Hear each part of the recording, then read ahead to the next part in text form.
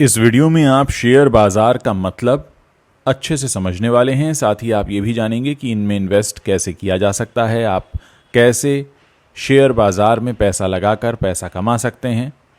ये सारी बातें आपको इस वीडियो में जानने को मिलेंगी। बाजार का मतलब होता है एक ऐसी जगह जहां पर चीज़ों की खरीद और बिक्री की जाती है। ठीक इसी प्रकार शेयर बाजार एक ऐसी जगह है जहां पर बहुत सारी कंपनियां लिस्टेड होती हैं और वो सभी कंपनीज अपने कुछ शेयर जारी करती हैं। ये सारे शेयर अलग अलग प्राइस में होते हैं और फिर लोग उनके शेयर्स को खरीदते हैं और जब शेयर का प्राइस बढ़ जाता है तो उसे बेच देते हैं और पैसा कमा लेते हैं। लेकिन वहीं दूसरी ओर अगर शेयर का प्राइस कम हो जाता है तो उसे बेचने पर नुकसान भी हो जाता है। ऐसे में कुछ लोग थोड़ा और इंतज़ार करते हैं और तब तक अपने शेयर को नहीं बेचते जब तक कि उन्हें थोड़ा मुनाफा ना हो रहा हो। आपको बता दें कि शेयर का प्राइस कम या ज़्यादा होता रहता है। आज जो प्राइस है ज़रूरी नहीं है कि कल वही रहे, उससे ऊपर भी जा सकता है और नीचे भी जा सकता है। बहुत सी बातें मार्केट के सेंटीमेंट्स पर निर्भर करती हैं। जैसे हमने देखा कि अभी हाल ही में एलन मस्क ने ट्विटर को खरीदने की पहल शुरू की। इसकी वजह से टेस्ला के जो शेयर थे, जो उनकी प्रीवियस कंपनी है, उसके शेयर नीचे जाने लगे क्योंकि उसमें निवेश करने वाले लोगों को ये लगा कि अब एलन मस्क का खर्च बढ़ने वाला है। दूसरी तरफ ट्विटर के शेयर्स में थोड़ा उछाल आया क्योंकि ट्विटर के निवेशकों को ये लगा कि अब इस पूरे मामले में एक तेज़ी आएगी। तो यही सारे सेंटिमेंट्स हैं जो अक्सर शेयर प्राइस को प्रभावित करते रहते हैं। स्टॉक मार्केट में ज़्यादातर लोग सिर्फ इसीलिए पैसा इन्वेस्ट करते हैं ताकि उन्हें फ्यूचर में ज़्यादा से ज़्यादा रिटर्न मिल सके और वो जल्दी से जल्दी अमीर बन सकें। लेकिन शेयर मार्केट को समझना इतना आसान नहीं है। इसमें बहुत सारी चीज़ें हैं, बहुत सारी टर्म्स हैं जिन्हें आपको समझना ज़रूरी है। कुछ टर्मिनोलॉजीज़ आपने सुनी होंगी, जैसे सेबी, जिसकी फुल फॉर्म है security and exchange board of India, जिसका शेयर मार्केट में बहुत बड़ा रोल होता है। आप कह सकते हैं कि सेबी इस बाजार को नियंत्रित करता है, यानी कंट्रोल में रखता है और इस बात पर नज़र रखता है कि कहीं कुछ ऐसा तो नहीं हो रहा जिससे निवेशकों को भारी नुकसान हो। इसके अलावा IPO, demat account, Sensex and Nifty, equity, commodity, currency, derivatives, dividend और बोनस, इन सभी चीज़ों को समझना आपके लिए बहुत ज़रूरी है। तो अगर आप शेयर मार्केट में बिल्कुल नए हैं तो हम कोशिश करते हैं आपको बहुत आसान से एग्जाम्पल से समझाने की। मान लीजिए आपने कोई कंपनी स्टार्ट की और कुछ समय तक आपकी कंपनी बहुत अच्छी चली, लेकिन फिर आपको अपनी कंपनी को और आगे बढ़ाना है, जिसके लिए आपको 10 लाख रुपए की ज़रूरत है। लेकिन आपके पास इतना पैसा नहीं है और ना ही आपकी फैमिली या फ्रेंड्स इतना पैसा लगा सकते हैं। तो ऐसे में आप क्या करेंगे?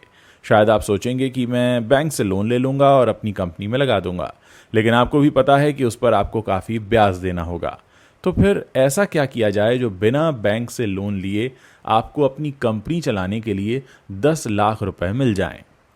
इसका एक तरीका है, आप अपनी कंपनी को शेयर मार्केट में लिस्ट करवा दीजिए और अपनी कंपनी के शेयर जारी करके लोगों को बताइए कि अब कोई भी आपकी कंपनी में पैसा लगा सकता है। अगर आपको 10 लाख रुपए की ज़रूरत है तो आप अपनी कंपनी को शेयर मार्केट पर लिस्ट करके 10 लाख रुपए आसानी से इकट्ठा कर सकते हैं। इसके लिए सबसे पहले आपको अपनी कंपनी को स्टॉक एक्सचेंज में लिस्ट कराना होगा। बीएसई यानी बॉम्बे स्टॉक एक्सचेंज, जिस पर 4000 से ज़्यादा कंपनियां लिस्टेड हैं, और एनएसई मतलब नेशनल स्टॉक एक्सचेंज, जिस पर 1500 से ज़्यादा कंपनियां लिस्टेड हैं। तो अपनी कंपनी को स्टॉक एक्सचेंज पर लिस्ट कराने के लिए आपको सबसे पहले जाना होगा सेबी के पास। सेबी के पास आपको अपनी कंपनी की सभी डिटेल्स देनी पड़ती हैं और एक बार जब सेबी आपकी कंपनी को वेरीफाई करके अप्रूवल दे देती है, इसके बाद आप अपनी कंपनी को स्टॉक एक्सचेंज पर लिस्ट करवा सकते हैं। तो जब आप पहली बार अपनी कंपनी के शेयर बेचने जा रहे हैं तो आपको 10 लाख रुपए की ज़रूरत है। तो आप 100 रुपए के हिसाब से 10,000 शेयर निकालेंगे और इसी को बोला जाता है आईपीओ यानी इनिशियल पब्लिक ऑफरिंग। मतलब ये कि जब कोई कंपनी पहली बार अपने शेयर निकालती है और शेयर मार्केट में लिस्ट होती है तो उसे ही आईपीओ बोलते हैं। इसके बाद जब लोग आपकी कंपनी के शेयर्स को खरीदेंगे और जब सारे शेयर्स बिक जाएंगे तो हमें 10 लाख रुपए मिल जाएंगे आपके बैंक अकाउंट में। समझते हैं कि शेयर का मतलब क्या होता है। शेयर का मतलब होता है किसी भी कंपनी में आपकी हिस्सेदारी। अगर आपने किसी कंपनी का शेयर खरीदा है तो उसका मतलब है कि आप उस कंपनी के कुछ हिस्से के मालिक हैं, मतलब उस कंपनी में आपका कुछ पैसा लगा हुआ है। तो अगर कंपनी लाभ में आती है यानी प्रॉफिट होता है तो आपको भी प्रॉफिट होगा, और अगर कंपनी का नुकसान होता है तो आपका भी नुकसान होगा। मान लीजिए किसी कंपनी में कुल 100 शेयर हैं और उनमें से 10 शेयर आपके पास हैं, तो आप उस कंपनी के 10% के मालिक कहलाएंगे। ठीक इसी प्रकार किसी भी कंपनी के शेयर होल्डर उसके अलग अलग प्रतिशत के मालिक होते हैं। आज आप किसी की कंपनी के शेयर को घर बैठे ब्रोकर के द्वारा ऑनलाइन खरीद सकते हैं और बेच भी सकते हैं। ब्रोकर कुछ वेबसाइट या एप्स होते हैं जो आपको शेयर्स को खरीदने और बेचने की सुविधा देते हैं। इंडिया में बहुत सारे ब्रोकर्स हैं जो आपको शेयर्स खरीदने और बेचने में मदद करते हैं। आइए समझते हैं कि शेयर का प्राइस कम या ज्यादा क्यों हो जाता है। शेयर मार्केट में किसी भी शेयर का भाव डिमांड और सप्लाई के आधार पर बढ़ता या कम होता है। मांग और पूर्ति के आधार पर ही कंपनी के शेयरों का मूल्यांकन यानी इवैल्यूएशन किया जाता है। अगर किसी कंपनी के शेयर की ज्यादा डिमांड होती है और सप्लाई कम होती है तो उसके शेयर का प्राइस बढ़ जाता है। ठीक उसी तरह जब सप्लाई ज्यादा होती है और डिमांड कम होती है तो शेयर का प्राइस घट जाता है। हर कंपनी के शेयर का मूल्य अलग अलग होता है। छोटी लिस्टेड कंपनीज रोजाना कारोबार करती हैं, जिससे उन्हें कभी मुनाफा होता है, कभी नुकसान होता है, और इसीलिए समय के साथ साथ कंपनी के शेयर्स में उतार चढ़ाव आता रहता है। तो जब कंपनी का व्यापार बढ़ता है और कंपनी को मुनाफा होता है तो बहुत सारे लोग आ जाते हैं उस कंपनी के शेयर खरीदने के लिए, और इसीलिए कंपनी के शेयर का प्राइस बढ़ जाता है, क्योंकि ज्यादा लोग हैं जो उस कंपनी के शेयर को खरीदना चाहते हैं। ठीक इसके विपरीत जब कंपनी को घाटा होता है तो लोग उसके शेयर्स को जल्दी जल्दी बेचने लगते हैं, क्योंकि उन्हें डर होता है कि ये प्राइस नीचे आ रहा है, अब और इससे ज्यादा नीचे जाए यानी हमें इससे और ज्यादा घाटा हो, इससे पहले ही चलो उसको बेच देते हैं, और इसीलिए उस कंपनी के शेयर प्राइस डाउन हो जाते हैं। एक मिसाल के तौर पर 2007 से लेकर 2016 तक रिलायंस इंडस्ट्रीज के एक शेयर का प्राइस लगभग 500 रुपए के आसपास रहता था। लेकिन 2016 के बाद जैसे ही जियो लॉन्च हुआ और इस कंपनी ने बहुत सारे और इनिशिएटिव्स लिए, जिससे इसका व्यापार धीरे धीरे बढ़ता चला गया, तो इसीलिए रिलायंस के शेयर की कीमत 2000 के पार पहुंच गई। इसीलिए जैसे जैसे ज्यादा से ज्यादा लोग इसके शेयर खरीदते जा रहे हैं, इनके शेयर का रेट दिन प्रतिदिन बढ़ता जा रहा है। इसीलिए अगर आप शेयर मार्केट में नए हैं और आपको नहीं पता है कि किस कंपनी में इन्वेस्ट करें, कौन सा शेयर खरीदें, तो आप रिलायंस कंपनी का शेयर खरीद कर शुरुआत कर सकते हैं। शेयर को आप एक तरह से करेंसी नोट की तरह समझें, जिसकी वैल्यू बढ़ भी सकती है और कम भी हो सकती है। आइए अब आपको बताते हैं कि शेयर बाजार में शेयर को खरीदने और बेचने के लिए क्या किया जाता है। शेयर बाजार में शेयर को खरीदने और बेचने के लिए बोलियां लगाई जाती हैं, मतलब शेयर की नीलामी की जाती है। इसमें जो विक्रेता सबसे कम कीमत पर शेयर बेचने को तैयार होता है और जो खरीदार सबसे अधिक कीमत पर शेयर खरीदने को तैयार होता है, उन दोनों के बीच शेयर का आदान प्रदान हो जाता है और ये दोनों एक दूसरे से शेयर को खरीद लेते हैं या बेच लेते हैं। कहने का मतलब यह है कि जो सबसे ऊंची बोली लगाता है वही शेयर को खरीद लेता है। इसे ही बिड प्राइस या आस्क प्राइस बोला जाता है। विक्रेता जिस कीमत पर शेयर को बेचने के लिए तैयार होता है उसे बिड प्राइस, और खरीदार जिस कीमत पर खरीदने के लिए तैयार होता है उसे आस्क प्राइस कहते हैं। किसी भी कंपनी का शेयर खरीदने के लिए आपको 3 चीजों की जरूरत पड़ती है।